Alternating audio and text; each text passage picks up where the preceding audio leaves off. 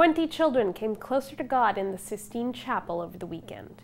The head of the oldest English language news organization is on our set, and an American prince visits the Pope. All this and more coming up.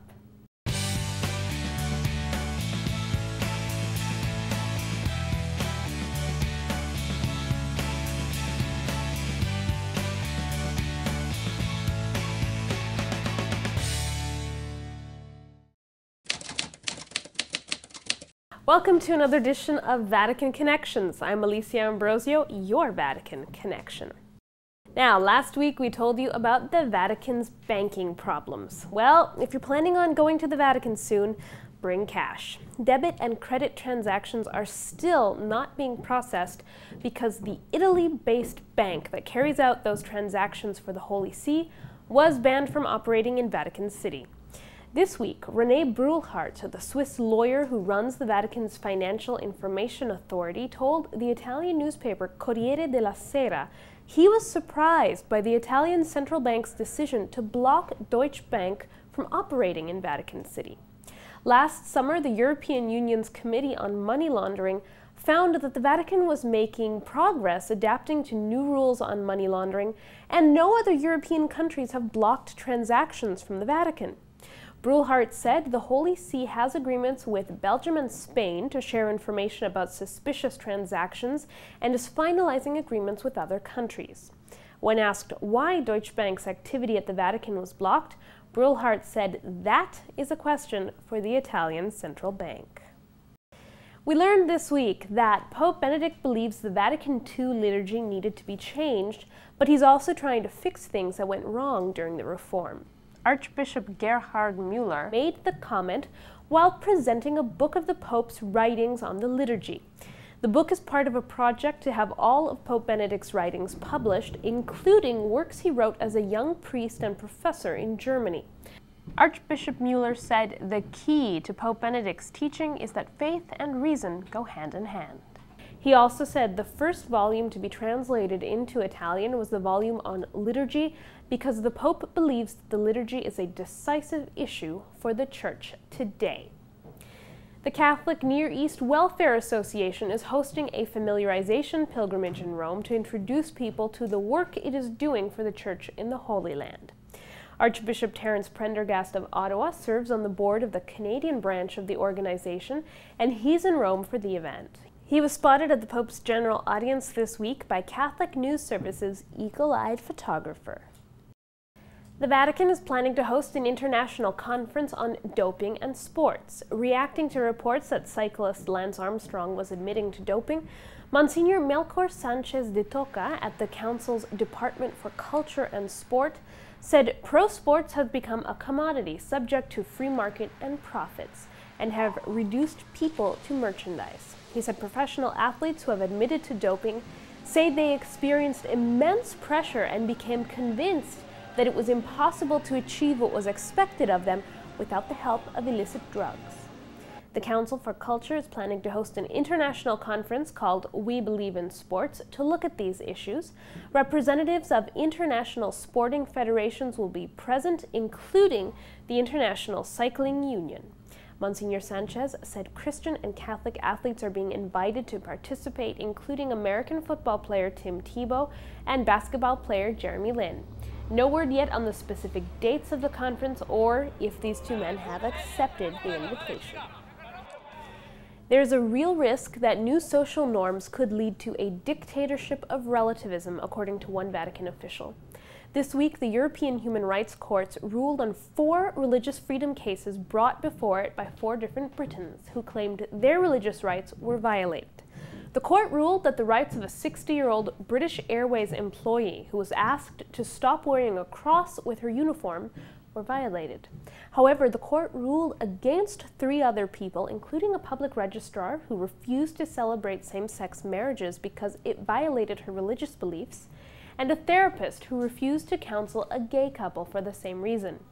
The Vatican's Secretary for Relations with States, Dominique Mamberti, told Vatican Radio the erosion of freedom of conscience gives rise to a pessimism that the human conscience is actually capable of recognizing good and bad. One big question that must be answered is how today's individualistic culture can understand and respect the nature of the Church. He said there are 2 other cases waiting to be heard at the EU Human Rights Court, and the Vatican has prepared a position statement for the court on those 2 cases. Now, looking at the issue of religious liberty, Catholic News Service brings us this look at the different ways that political systems can squash religious freedom and freedom of conscience.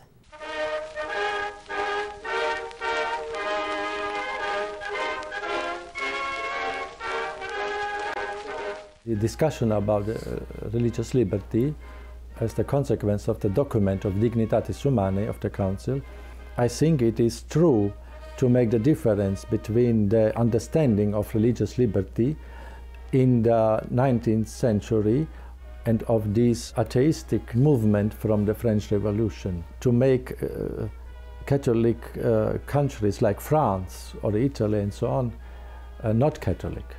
And therefore the popes wanted to reject this form of religious liberty.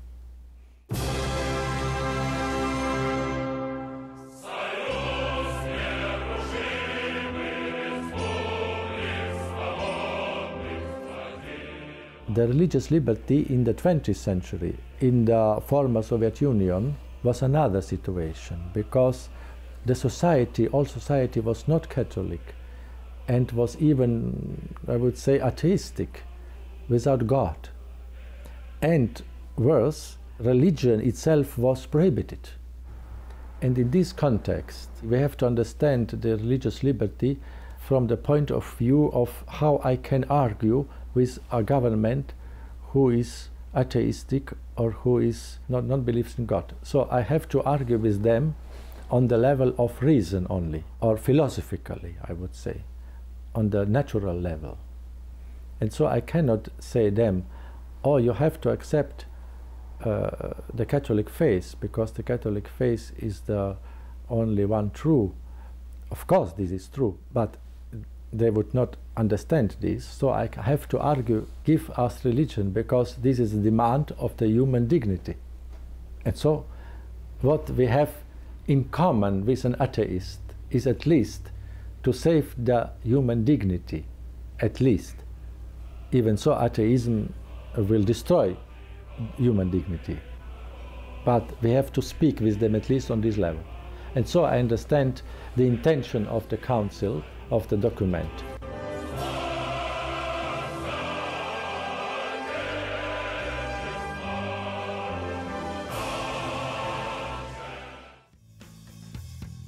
Did you know the Vatican has its own publishing house, which is responsible for publishing all of the Pope's writings? Benedict XVI gave the Vatican publisher full rights to publish everything he has ever written. Catholic News Service is the news agency formed by the U.S. Catholic bishops in the 1920s. Today, it's the oldest and largest English-language religious news agency. The director and editor-in-chief is Tony Spence, and he was in our studios earlier this week. I asked him about Catholic News Service and its work, but also what it's like to work up close with the Vatican. Catholic News Service is based in Washington, D.C. We're the largest and oldest English-language religious news gathering organization in the world, with offices in Rome, in New York, and then correspondents around the world. You are the editor-in-chief. You're also a consultant on the Pontifical Council for Social Communications? Yes, I am. So with all of these experiences, like running CNS and being on the PCCS, what have you learned about the Vatican? The Vatican is a fascinating place that people often get misimpressions about.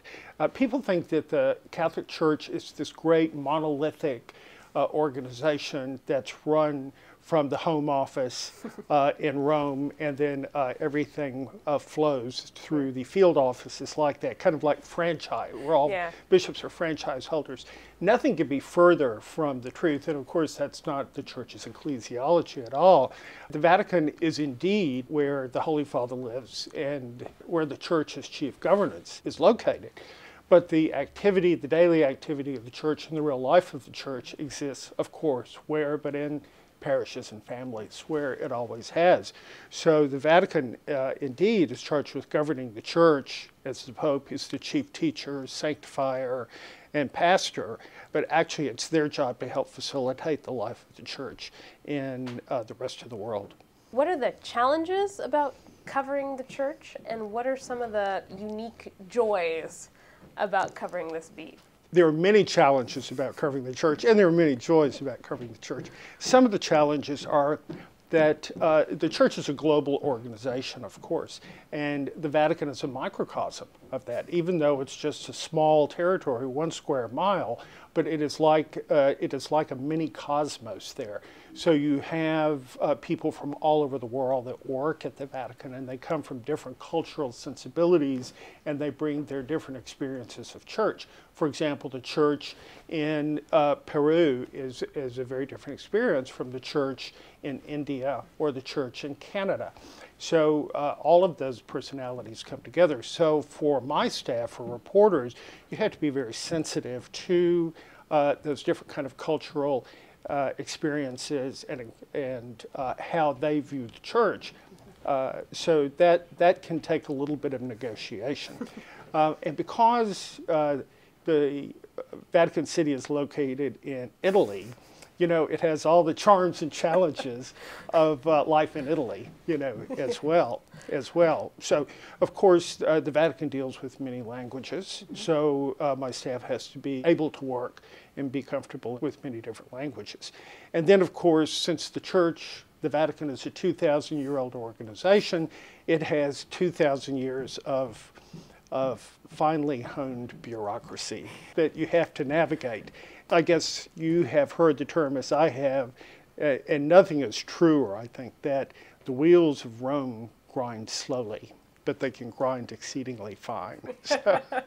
I've also heard the phrase that it's the eternal city for a reason. They call it the eternal city for a reason. Everything takes an eternity. Takes an eternity. Takes an eternity to do. So my last question, is there one experience you've had in these last few years dealing with the Vatican? Is there one memory? Is there one story that kind of stands out as like your Vatican moment? There are many. There are many. Certainly, one of the most wonderful moments, I think, for anybody that works at that level at the Vatican or with officials at that level, is a chance to have a personal encounter with the Holy Father. And I have been privileged to have several with Pope Benedict. And he is, for someone who has the weight of the world on his shoulders and the great responsibility of not only the pastoral care of 1 billion Catholics, but also carrying out the salvific message of Jesus Christ to the entire world. That could be a daunting task for any human being. He carries it out with such kindness and such gentility and such grace that it kind of takes you aback that he is not as daunting as you expect a world leader might be. He's very much kindly pastor. And that has been, that's probably been the most aha moment for me. Time to look at the resignations and nominations that were announced this week. In Las Cruces, New Mexico, Archbishop Ricardo Ramirez is retiring. He's reached the mandatory retirement age of 75. The Vatican announced that he will be succeeded by Bishop Oscar Cantu of San Antonio, Texas. Bishop Cantu has been serving as auxiliary of San Antonio until now. The Maronite Eparch of Montreal, Bishop Joseph Khoury, is retiring. The new Maronite Eparch of Montreal will be Father Marwan Tabet. Camden, New Jersey has a new bishop, but it means that New York will lose one of its auxiliaries. Bishop Daniel Sullivan has been appointed to Camden. Limerick, Ireland has a new bishop as well. Father Brendan Leahy of Dublin has been appointed bishop of that diocese. The previous bishop resigned recently after mounting pressure over the way he handled different sex abuse cases. This hopefully will be a fresh start for Limerick. Vatican Connections is interactive. We answer your questions and explain things you want to know. You can reach us on Twitter at Vatican Connections or by email at info@saltandlighttv.org. We'll try our best to answer your questions during this part of our show. Time to go through the Pope's daytimer and find out who he's met with and where he's been. On Saturday, Pope Benedict met their Serene Highnesses, Prince Albert of Monaco and Princess Charlene. In a statement released after the visit, the Holy See said that the Holy Father, the Prince and Princess, spoke about the Church's contribution to the social life of the Principality and various international issues. The visit was also the 55th anniversary of Pope Pius XII's meeting with Prince Rainier and Princess Grace, who was, of course, a Hollywood actress until she married the Prince of Monaco in the 1950s. On Sunday, Pope Benedict celebrated Mass for the Feast of the Presentation of the Lord in the Sistine Chapel. During that Mass, he baptized 20 babies, all children who were born to Vatican employees in the last 3 months. He told the parents that their child's baptism will bring them into a personal friendship with Jesus, and because of this friendship, they will experience what is beautiful and what is free. The Vatican Police had a special audience with the Holy Father this week.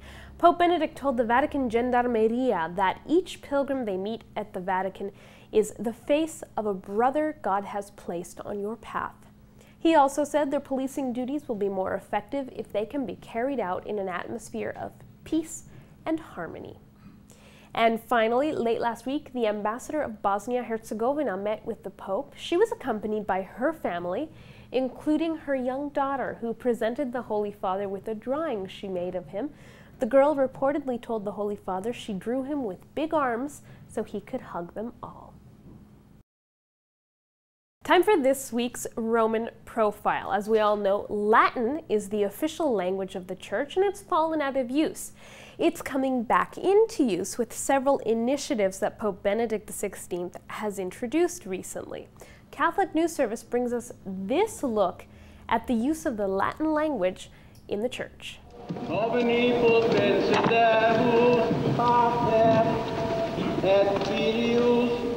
Et Spiritus Sanctus.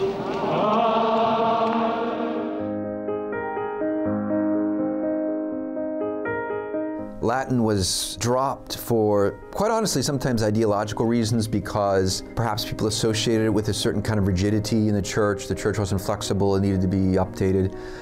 There's truth to that. I have sympathy for that, and I think many others do. I mean, that the Church really needed to connect to the world. But I think the changes happened so fast that people didn't realize what was being tossed out, and that now we are, I think, experiencing and feeling, and even young people are experiencing a dryness of not being able to connect to what preceded us. People say, well, why read Shakespeare? English has changed so much. Well, when we read Shakespeare today, we're captured by the beauty of it, and also just to think that this is the language that's in the same family tree as our own, and that people are watching this on stage and laughing and crying in the same way that we can laugh and cry today. And that, I think what that amounts to is to be human, and so to understand the history not only of the Church but of the West. It's been written in Latin and handed on in Latin, and when we are using the Latin actively, we put ourselves into a whole family of tradition in that way. There are people who are attracted to the traditional Mass or to the Novus Ordo in Latin because they perceive something beautiful about this language, even though they don't understand it. We think of the phenomenon now of what's called world music. People basically buying albums by contemporary, maybe pop artists in India or South Africa or Latin America, and maybe not even understanding the language that they're singing, perceiving something really beautiful about it. I think that could be applied to the liturgy as well.